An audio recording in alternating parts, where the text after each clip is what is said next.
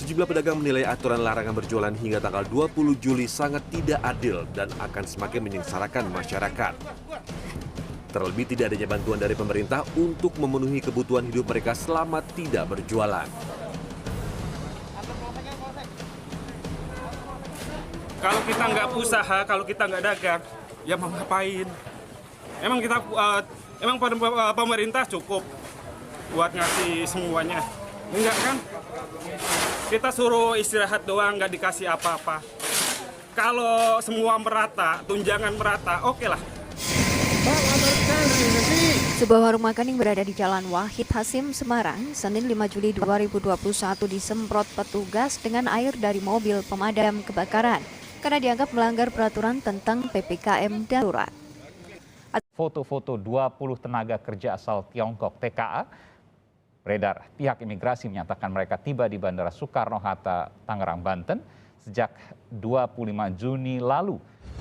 Seiring dengan perpanjangan pemberlakuan pembatasan kegiatan masyarakat atau PPKM dan larangan bagi warga negara asing memasuki wilayah Indonesia, 153 warga negara Cina terlihat berdatangan di Terminal 3 Bandara Soekarno-Hatta, Tangerang, Banten. Dan kebetulan saya pada saat itu ke Manado melaksanakan tugas. Saya bertemu langsung, mungkin penumpang domestik tidak lebih dari 30 orang. Sisanya seluruhnya adalah masyarakat Tiongkok yang tidak bisa berbahasa Indonesia dan tidak bisa berbahasa Inggris.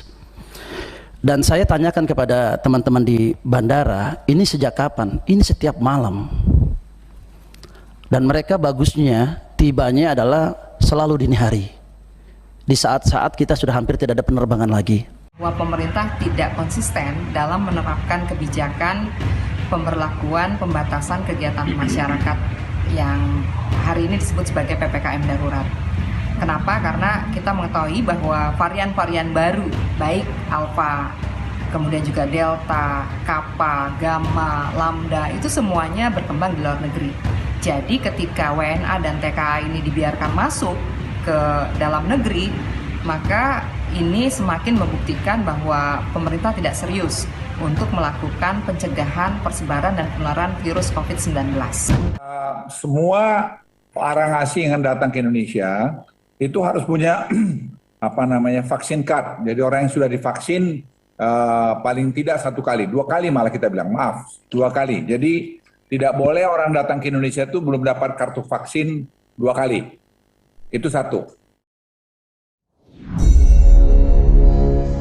Wah, seru nih sahabat Newmind informasi kali ini. Tapi ini bukan informasi laporan ya. Ini fakta lapangan yang kita bisa lihat langsung. Untuk bukti bagaimana kalau Anda ada waktu pakai double masker, full disinfektan, kita ke Bandara Soekarno-Hatta yuk. Saat ini ketika PPKM dilaksanakan, kita beramai-ramai ke Bandara Soekarno-Hatta di atas jam 12 malam. Ini syarat sekali lagi, di atas jam 12 malam. Di saat banyak dari warga sudah istirahat, kita akan menyaksikan tumpukan orang di antara 300 sampai 500-an orang yang tidak bisa berbahasa Indonesia ada di sana. Kebanyakan menuju Sulawesi seperti Manado, Kendari, bisa juga langsung ke Morowali dan lain sebagainya. Ada pertanyaan sederhana dari kaum Newmind yang sederhana juga cara berpikirnya. Mereka dapat izin dari siapa orang-orang yang tidak berbahasa Indonesia tersebut? Mereka dapat fasilitas apa? Siapa yang memudahkan mereka tanpa karantina, tanpa tes antigen lagi, tanpa tes PCR lagi dan lain sebagainya di wilayah Indonesia, yang mana nantinya mereka naik pesawat komersial bersama warga negara Indonesia. Lalu mereka bersama warga negara Indonesia yang ketat ikutin aturan vaksin antigen PCR, sekali lagi akan satu pesawat selama minimum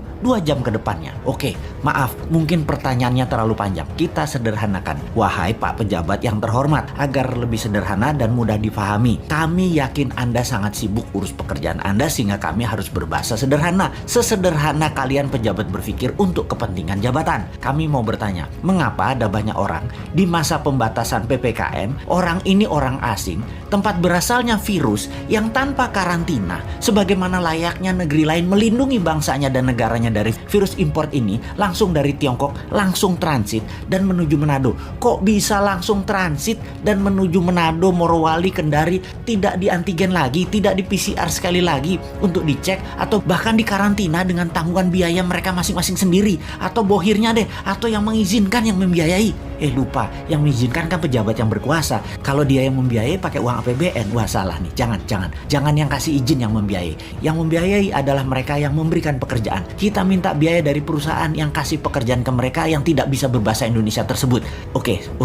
Sebentar. Kok yang memberi pekerjaannya tidak memberi pekerjaan ke warga negara Indonesia ya? Kayaknya mereka yang hadir itu semua buruh kasar deh. Bukan white collar atau manajer ke atas deh. Kan di wilayah smelter itu semua pekerjaannya terbanyak adalah buruh kasar ya. Bagaimana ya jika diberikan pekerjaan ke warga negara Indonesia? Mungkin ditambah belajar sedikit aja. Mereka diajari 3 bulan aja. Jangan-jangan mereka lebih mahir tuh daripada yang impor tadi. Lupa, yang beri izin bukan pejabat yang cinta tanah air, jangan-jangan, tetapi cinta cuan asing. Dan sekali lagi, tindakan itu dilindungi terus dengan pasukan buzzer. Untung ya pinter mereka itu dan punya budget lagi untuk bayar buzzer pencipta kebencian itu.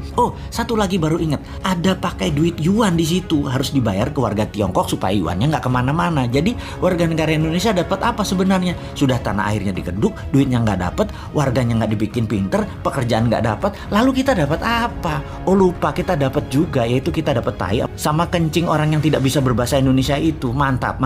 Kan bukan tanah air mereka, ngapain kasih cuan, kasih tai aja pantasnya. Selamat, sekali lagi selamat aja. Hanya mengingatkan kalian itu menjabat karena dipercaya dan masih panjang 3 tahun lagi. Monggo silahkan berbuat semau kalian. Tapi ngomong-ngomong hal begini, kita ini curhatnya harusnya kemana ya? Ini laporan ini ke siapa ya? Tempat kita bertanya dan ada jawaban yang benar, bukan jawaban narasi buzzer yang kita dapat. Atau bagaimana kalau kita tanya aja kepada mereka calon presiden 2024 yang berjajar panjang, mereka bisa nggak berbuat sesuatu atau setidaknya menunjukkan kapasitas mereka calon pemimpin 2024. Lupa, semuanya bagian dari pejabat pemerintah pusat dan daerah yang menyetujui dan mendukung tenaga kerja asing. Ya, jadi kemana dong? Masa ke Bosman lagi? Bosman kan uang bodoh, aku pinter.